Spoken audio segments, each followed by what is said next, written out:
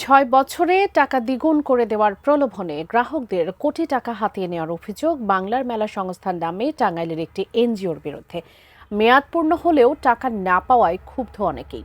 টাকা ফেরতের জন্য তারা ঘুরছেন দাঁড়ে দাঁড়ে। আরো জানাচ্ছেন এসআই রাজ। টানাপোড়েনের সংসার সামলে ছোট মেয়ের বিয়ের জন্য অনেক কষ্টে ৫ লাখ টাকা জমান টাঙ্গাইল সদরের রসুলপুর গ্রামের বাসিন্দা তুলসী রানী পাল।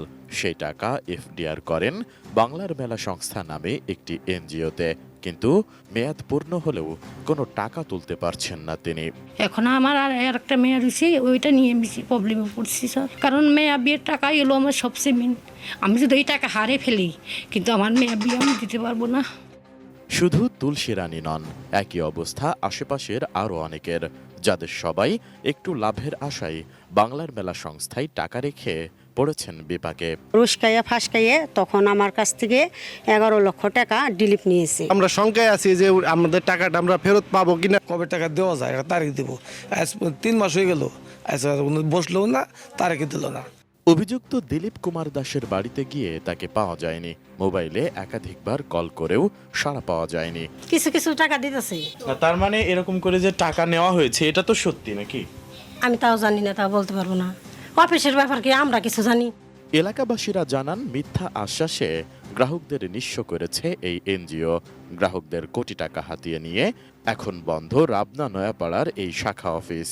নোভা এলইডি টিভি, ঝকঝকে ছবি, নিখুঁত শব্দ, 5 বছরের ওয়ারেন্টি। নোভা মানি, সঠিক মান, নিশ্চিত সেবা। বেশিরভাগ লোকের এই মনে টাকা দিতেছে না। স্থানীয় চেয়ারম্যান মোহাম্মদ নজরুল ইসলাম খান বিষয়টি সমাধানের জন্য সালিশ বসান, কিন্তু তার বিরুদ্ধেও অভিযোগ ভুক্তভোগীদের। চেয়ারম্যান সাহেব এনজিওর মালিকের কাছ থেকে চেক নিচ্ছে পাবলিকরে দেওয়ার জন্য, তাদের চেকও দিতেছে না, তাদের টাকাও দিতেছে না। চেক বেটা তুই নিছস, তোর জিম্বায় রাখছি, তুই কেন চেক 9-6 করে আরেক মালিকরে দিবি? এটা যদি কেউ বলে যে দেব না, সে বুঝতে ভুল করছে, দেননি, ওইটা অসত্য।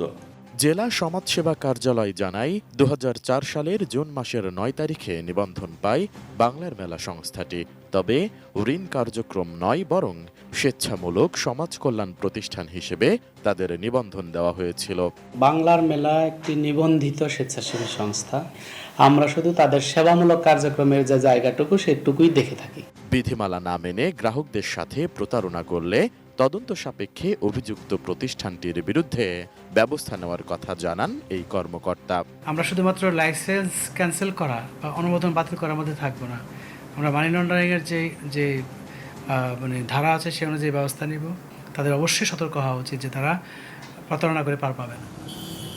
ক্ষুদ্র ঋণ কার্যক্রমের অনুমোদন নিয়ে গড়ে ওঠা এমন প্রতিষ্ঠানগুলোর প্রলোভনের ফাঁদে পড়ে প্রতিনিয়তই নিঃস্ব হচ্ছে হাজার হাজার গ্রাহক।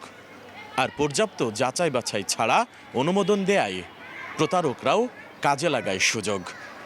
তাই এখনই এমন প্রতিষ্ঠানগুলোর বিরুদ্ধে ব্যবস্থা নেওয়ার দাবি সচেতন মহলের। এসআই রাজ, এটিএন নিউজ, ঢাকা।